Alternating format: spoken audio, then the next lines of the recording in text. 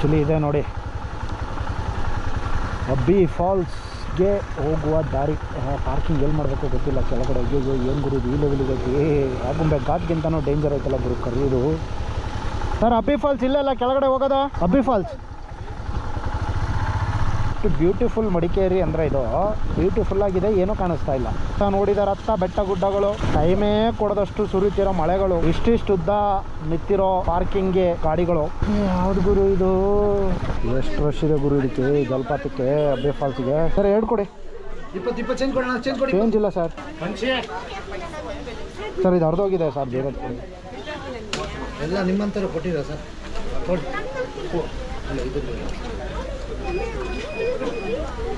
ಇದು ಎಂಟ್ರಿ ಫಾಲ್ಸ್ಗೆ.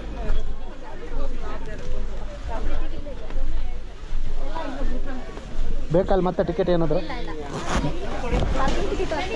ಹಿಂಗೆ ನಡ್ಕೊಂಡು ಹೋಗ್ಬೇಕು ನೋಡಿ ಫಾಲ್ಸ್ಗೆ. ಹಿಂಗೆ ನಡ್ಕೊಂಡು ಹೋದ್ರೆ ಫಾಲ್ಸಲ್ಲಿ ಸಿಗುತ್ತೆ ಎಲ್ಲ. ಆ್ಯಕ್ಚುಲಿ ಫಾಲ್ಸ್ ನೋಡೋಕ್ಕೆ ಛತ್ರಿ ತೊಗೊಂಡು ರೈನ್ ಕೋಟ್ ಹಾಕ್ಕೊಂಡು ಬಂದರೆ, ನಾನು ರೈನ್ ಕವರ್ಸ್ ಹಾಕೊಂಡು ಅದ್ರ ಮೇಲೆ ಹೆಲ್ಮೆಟ್ ಹಾಕ್ಕೊಂಡು ಬರ್ತಾಯಿದ್ದೀನಿ. ಹಿಂಗೆ ಈ ಥರ ತಲೆ ಯಾರಿಗೂ ಬರೋಲ್ಲ, ಡಿಫ್ರೆಂಟ್ ತಲೆ ನಮ್ಮದೆಲ್ಲ. ಯಪ್ಪ ಹಿಂಗಿರೋ ಎಷ್ಟೆಷ್ಟು ದೊಡ್ಡ ದೊಡ್ಡ ಮರಗಳು ನೋಡು, ಎಷ್ಟು ಚೆನ್ನಾಗಿ ಬೆಳೆದಿದೆ ಮರಗಳು, ಎಷ್ಟು ಬ್ಯೂಟಿಫುಲ್ ಆಗಿದೆ ಫಾಲ್ಸ್ ಅಂದರೆ ಇವಾಗ. ಸೂಪರ್ ಸೂಪರ್, ಓ ಮೈ ಗಾಡ್ ಸಾಕಾಗಿದೆ ಗುರು ಫಾಲ್ಸ್. ಹೆವಿ ವಾಟ್ರ್ ಅಂತೂ ಹೆವಿ ಇದೆ. ಸೊ ಆವಾಗ ನಾವು ಬಂದಾಗೆ ಕಡಿಮೆ ಇತ್ತು ನೀರು, ಆವಾಗಲೇ ನಮ್ಮನ್ನು ಇಳಿಯೋಕ್ಕೆ ಬಿಟ್ಟಿರಲಿಲ್ಲ. ಇನ್ನು ಇವಾಗ ಇಳಿಯೋಕ್ಕೆ ಬಿಡ್ತಾರಾ? ಚಾನ್ಸೇ ಇಲ್ಲ. ಜಸ್ಟ್ ನಿಂತ್ಕೋಬೇಕು, ನೋಡಬೇಕು, ಎಂಜಾಯ್ ಮಾಡಬೇಕು, ಓಡ್ತಿರ್ಬೇಕು ಅಷ್ಟೇ. ಸಣ್ಣ ಸಣ್ಣ ಮಕ್ಕಳು ಎಷ್ಟು ಚೆನ್ನಾಗಿ ಆಟಗಳು ಆಡ್ಕೊಂಡು ಎಂಜಾಯ್ ಮಾಡ್ತಾಯಿದ್ರು. ಇಂಥ ಲೈಫ್ನ ನಾವೆಲ್ಲ ನೋಡಲೇ ಇಲ್ಲ. ಹೋಗೋದ್ಲಾಗ ಮನೇಲಿ ಕೂತ್ಕೊಂಡು ಬೆಳಗ್ಗೆ 6 ಗಂಟೆಯಿಂದ 7 ಗಂಟೆ ತನಕ ಓದೋ, ಬೆಳಗ್ಗೆ ಜಾವ 5 ಗಂಟೆಯಿಂದ ಮತ್ತೆ 9 ಗಂಟೆ ತನಕ ಓದ್ಕೊ ಬರ್ಕೊ, ಇಷ್ಟೇ ಟ್ರಿಪ್ ಅನ್ನೋದು ನಮ್ಮ ಕನಸಾಗಿತ್ತು ಅವಾಗೆಲ್ಲ. ಓ ಮೈ ಗಾಡ್, ಸೋ ಬ್ಯೂಟಿಫುಲ್. ಆ ಲೆವೆಲಿ ವಾಟರ್ ಬೀಳ್ತಾ ಇದೆ ನೋಡಿ, ಇದು ಗುರು ಅಬ್ಬೆ ಫಾಲ್ಸು. ಈ ಥರ ಫಾಲ್ಸಲ್ಲಿ ಈ ಥರ ನೀರು ಬರುತ್ತೆ ಅಂತ ಇದೇ ಫಸ್ಟ್ ಟೈಮ್ ನೋಡ್ತಾ ಇರೋದು ನಾನು. ತುಂಬಿಟ್ಟಿದೆ ಫುಲ್ ಫಾಲ್ಸ್ ತುಂಬ ನೀರು. ಅದಕ್ಕೆ ಜನಗಳು ಇಷ್ಟೊಂದು ತುಂಬಿದ್ದಾರೆ ಈ ವಾಟರ್ ಫಾಲ್ಗೆ. ಆ್ಯಕ್ಚುಲಿ ಬಂದರೆ ವಾಟರ್ ಫಾಲ್ ಮಿಸ್ ಮಾಡ್ದಂಗೆ ನೋಡ್ಕೊಂಡು ಹೋಗಿ, ಚೆನ್ನಾಗಿರುತ್ತೆ. ಇಳಿಯೋಕ್ಕಂತೂ ನಿಮಗೆ ಅವಕಾಶ ಇಲ್ಲ. ಸೊ ಇದೇ ಗ್ರಿಲ್ಲು, ಲಾಸ್ಟ್ ಟೈಮ್ ಬಂದಾಗ ಹೀಗೆ ಗ್ರಿಲ್ ಹಾಕ್ತಿದ್ರು. ಸೊ ಅಟ್ಲೀಸ್ಟ್ ಇಲ್ಲಿಂದ ನೋಡ್ಬೋದು ಫಾಲ್ಸ್ನ.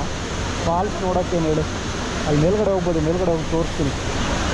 ಓ ಮೈ ಗಾಡ್, ಮಳೆ ಸ್ಟಾರ್ಟ್ ಆಯ್ತು ಮತ್ತೆ. ಎಷ್ಟು ಜನ ತುಂಬ್ಕೊಂಡಿದ್ದಾರೆ ನೋಡಿ, ಫುಲ್ಲು ಜನ ತುಂಬಿದ್ದಾರೆ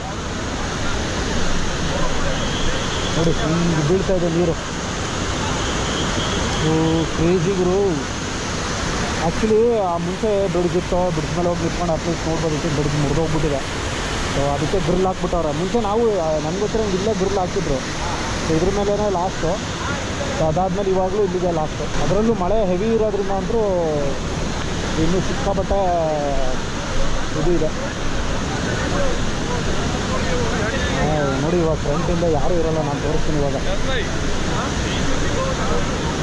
ಇವಾಗ ನೋಡಿ ಸ್ವಲ್ಪ ಆಯಿತು. ಇವಾಗ ನೋಡಿ ಫ್ರಂಟ್ ವ್ಯೂ ತೋರಿಸ್ತೀನಿ ನೋಡಿ. ಇವಾಗ ಹೆಂಗೆ ಕಾಣ್ತಾ ಇದೆ ಫ್ರಂಟ್ ವ್ಯೂ. ವಾವ್, ಎಷ್ಟು ಜೋರಾಗಿ ಧುಮ್ಮಿಸ್ತಿದೆ ನೀರು ಅಂತ ಹೇಳಿದ್ರೆ. ಇದು ಆಲ್ಮೋಸ್ಟ್ ಒಂದು 50 ಫೀಟ್ ಹೈಟಿಂದ ಬೀಳುತ್ತೆ, 50 to 60 ಫೀಟ್ ಹೈಟಿಂದ. ಅದರಿಂದ ಜಾಸ್ತಿನೇ ಇರ್ಬೋದು. ಬಟ್ ಮಳೆ ಹೆವಿ ಇರೋದ್ರಿಂದ ಫಾಲ್ಸ್ ಅಂದರೆ ಇನ್ನೂ ನೀರು ಹೆವಿಯಾಗಿ ಕಾಣ್ತಾ ಇದೆ, ಕ್ರೇಜಿ.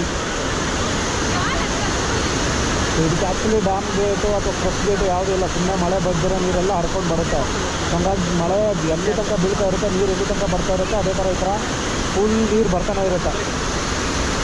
ಅದು ಮಿಸ್ ನೋಡಿ, ಆ ನೀರಿಗೆ ಬಿದ್ದಿರೋ ಮಿಸ್ಸು ಕೂಡ ಎದ್ದು ಹೋಗ್ತಾ ಇದೆ. ಜನ ಜಾತ್ರೆ ಲಾಂಗ್ ವೀಕೆಂಡ್ ಇರೋದಂತೂ ತುಂಬಿಟ್ಟವ್ರೆ. ಕರ್ನಾಟಕ, ಕೇರಳ ಎಲ್ಲ ಕಡೆಯಿಂದ ತುಂಬ್ಕೊಂಡು ಹಾವಳಿ ಮಾಡ್ತಾವ್ರೆ. ಸೊ ಆ್ಯಕ್ಚುಲಿ ವೀಕ್ ಡೇಸಲ್ಲಿ ಯಾವತ್ತಾದರೂ ಬನ್ನಿ ಪ್ಲ್ಯಾನ್ ಮಾಡಿಕೊಂಡು ಸಖತ್ತಾಗಿ ಆರಾಮಾಗಿ ಕೂತ್ಕೊಂಡು ಫೋಟೋ ಶೂಟ್ ಎಲ್ಲ ಮಾಡ್ಬೋದು ಇಲ್ಲಿ. ವೀಕೆಂಡ್ಸಲ್ಲಿ ಬಂದರೆ ಇದೇ ಹಣೆ ಬರ, ಫುಲ್ಲು ಜನ ತುಂಬ್ಕೊಂಡಿರ್ತಾರೆ, ಏನೂ ಮಾಡೋಕ್ಕಾಗಲ್ಲ ವೀಕೆಂಡ್ಸಲ್ಲಿ. ವೀಕ್ ಡೇಸಲ್ಲಿ ಬಂದರೆ ಅಟ್ಲೀಸ್ಟ್ ನೆಮ್ಮದಿಯಾಗಿ ಕುತ್ಕೋಬೋದು. ಅಂದರೆ ಯಾರೂ ಇರೋಲ್ಲ, ಇರ್ತಾರೆ, ಸ್ವಲ್ಪ ಜನ ಇರ್ತಾರೆ. ಅಟ್ಲೀಸ್ಟ್ ಆರಾಮಾಗಿ ಕುತ್ಕೊಂಡು ಕ್ಲೀನಿಕ್ ಕ್ಯೂಗಳನ್ನ ನೋಡ್ಕೊಂಡು ಹೋಗ್ಬೋದು. ಸೊ ಕ್ರೇಜಿ ಆಗಿದೆ ಅಲ್ವಾ? ಲೈಕ್ ಮಾಡಿ ಒಂದು ಸರಿ. ಜಾಗ ನೋಡಿ ಒಂದು ಹಾಡು ಮುಂದೆ ಬರ್ತಾಯಿದೆ ನನಗೆ. ಎಂಗಡ ಪ್ರೇಮವು ತುಂಬ ಮಧುರ, ತುಂಬ ಮಧುರ. ಬರ್ತಾ ಬರ್ತಾ ಕ್ರೌಡ್ ಜಾಸ್ತಿ ಆಗ್ತಿದೆ. ಅಪ್ಪ, ಈ ಥರ ಕ್ರೌಡಲ್ಲಿ ಫಸ್ಟ್ ಟೈಮ್ ಗುರು ನಾನು ಫಾಲ್ಸ್ನ ನೋಡೋಕ್ಕೆ ಬಂದಿರೋದು. ಇಷ್ಟೊಂದು ಕ್ರೌಡ್ ಇದೆಯಾ? ಹಾಂ, ವೀಕೆಂಡ್.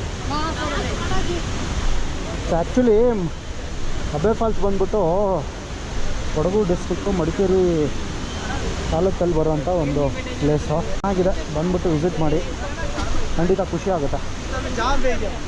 ಸೊ ಆ್ಯಕ್ಚುಲಿ ಫಾಲ್ಸ್ ಮುಗಿಸ್ಕೊಂಡು ವಾಪಸ್ ಹತ್ತಾ ಇದ್ದೀವಿ. ಇಳಿಬೇಕಾದಾಗ ಒಂಥರ ಇದ್ರೆ ಹತ್ತಬೇಕಾದಾಗ ಒಂಥರ ಸ್ವಲ್ಪ ಸುಸ್ತಾಗುತ್ತೆ ಅಷ್ಟೇ, ಜಾಸ್ತಿ ಏನಾಗಲ್ಲ. ಯಪ್ಪ, ಏನು ವೀಕೆಂಡ್ ಗುರು ಇದು. ಜಾತ್ರೆಯಲ್ಲೂ ಈ ಲೆವೆಲಿಗೆ ಜನ ಇರೋಲ್ಲ, ಆ ಲೆವೆಲಿಗೆ ಜನ ತುಂಬ ಇರೋ. ನನಗೇನಕ್ಕೆ ಕೆಲವೊಂದು ಸರಿ ವೀಕೆಂಡಲ್ಲಿ ಬರೋಕ್ಕೆ ಇರಿಟೇಟ್ ಆಗುತ್ತೆ ಅನ್ನೋದು ಇದೇ ರೀಸನ್ ಗುರು. ತುಂಬೋಗವ್ರೆ ಜನ ವೀಕೆಂಡಲ್ಲಿ. ಅಯ್ಯೋ, ಇಲ್ಲೇ ಇಷ್ಟು ಕಾರು ಫುಲ್ ಅಲ್ಲಿಂದ ಜಾಮಾಗಿ ನಿಂತ್ಕೊಂಡಿದೆ ಕಾರು. ಸ್ವಾಮಿ ಹೋಗಪ್ಪ. ಯಾಪ ಬರೋರು ಯಾರಾದರೂ ವೀಕ್ ಡೇಸಲ್ಲಿ ಬಂದುಬಿಡ್ರಪ್ಪ, ವೀಕೆಂಡಲ್ಲಿ ಬರೋಕ್ಕೆ ಹೋಗ್ಬಿಡ್ರಿ. ಈ ಲೆವೆಲಿಗೆ ಹಿಂಸೆ ಇರುತ್ತೆ ನೋಡಿ ವೀಕೆಂಡಲ್ಲಿ ಬಂದರೆ. So welcome to Kushalanagara.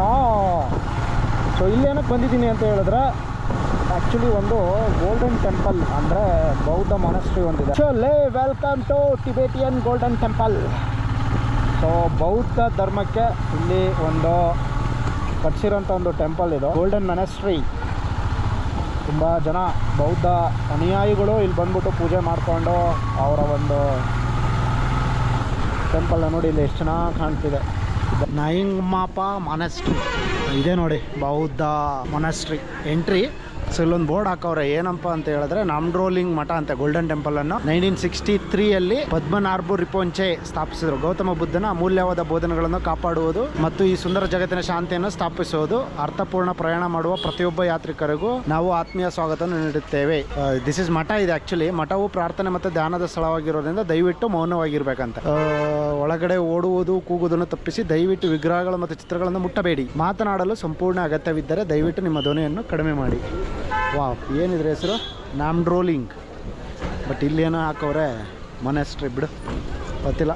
So ಇದ್ರದ್ದು ಒಂದು ಬ್ಲೂ ಪ್ರಿಂಟ್ ನೋಡಿ, ಎಷ್ಟು ಚೆನ್ನಾಗಿದೆ ಬ್ಲೂ ಪ್ರಿಂಟ್. ಸೊ ಟೆಂಪಲ್ ಎಲ್ಲಿದೆ, ಪಬ್ಲಿಕ್ ಟಾಯ್ಲೆಟು, ಆಮೇಲೆ parking area, Zangdok Palri, Taradevi temple. So ಇದ್ರದ್ದೆಲ್ಲ ಪ್ಯೂರಾಗಿ ಎಲ್ಲದನ್ನೂ ಹಾಕಿದ್ದಾರೆ. ಸೊ ಇದೇ ಎಂಟ್ರಿ ಒಳಗಡೆ ಹೋದ್ಮೇಲೆ ಗೊತ್ತಾಗುತ್ತೆ ಹೆಂಗಿರುತ್ತೆ ಅಂತ. ಗೋಲ್ಡನ್ ಟೆಂಪಲ್ ತೋರಿಸ್ತೀನಿ ರೀ ಒಂದು ಸೆಕೆಂಡ್.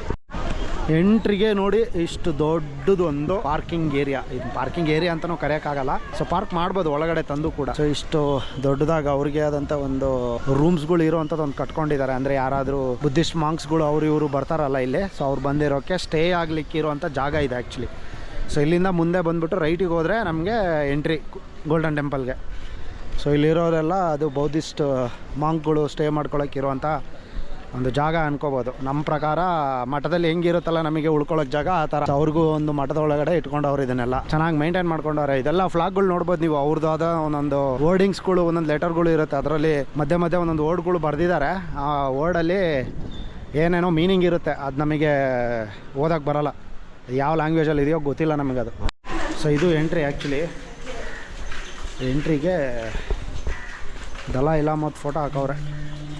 ಒಳಗಡೆ ಕಾಣ್ತಿದೆ ನೋಡಿ, ಅಲ್ಲಿ ದೊಡ್ಡದು ಒಂದು ಮೊನಾಸ್ಟ್ರಿ ಟೆಂಪಲ್. ಸೊ ದಲಾಯಿ ಲಾಮದ ಒಂದು ಫೋಟೋ ಹಾಕಿದ್ದಾರೆ ಫ್ರಂಟಲ್ಲೇ. ಸೊ ಇದೇ ಗೋಲ್ಡನ್ ಟೆಂಪಲ್, ಬೌದ್ಧ ಮೊನಾಸ್ಟ್ರಿ. ಸೊ ಅದರದ್ದೇ ಆದಂಥ ಫುಲ್ಲು ಒಂದು ಗೋಪುರ, ಅದ್ರ ಮಧ್ಯೆ ಕೆಲವೊಂದು ಸ್ಟ್ಯಾಚುಗಳು, ಪ್ರತಿಯೊಂದನ್ನು ಮಾಡಿದ್ದಾರೆ. ಚೆನ್ನಾಗಿದೆ. ಸೊ ನನಗೆ ಗೊತ್ತಿರೋಂಗೆ ಈ ಟೈಮಲ್ಲಿ ಕ್ಲೋಸ್ ಆಗಿರಬೇಕು. ಇದು ಎಂಟ್ರಿ, ಇದು ಕ್ಲೋಸು. ಅಲ್ಲಿದೆ ಇನ್ನೊಂದು ಟೆಂಪಲ್ಲು. ಸೊ ಅದು ಪ್ರಾಬಬ್ಲಿ ಅಲೋ ಇದೆ ಅನ್ಕೋತೀನಿ. ನೋಡಿ ಹೇಗಿದೆ ಇದು ಆ್ಯಕ್ಚುಲಿ. ಸೊ ಪಕ್ಕದಲ್ಲಿ ಒಂದು ಫುಲ್ ಸೌಂಡ್ ಕೇಳ್ತಾ ಇದೆ. ಲೈಕ್ ಅವರು ಯಾರು ಗುರು ಇವರು? His holiness Penor Rinpoche. ದಲಾಯಿ ಲಾಮ ಅಲ್ಲ ಗುರು ಇವರು, ಯಾರೋ ಪೀನರ್ ರಿನ್ಪೋಚೆ ಅಂತೆ. ಇವರೇನೋ ಕಟ್ಸಿರೋದು ಪ್ರಾಬಬಲಿ ಇದನ್ನು.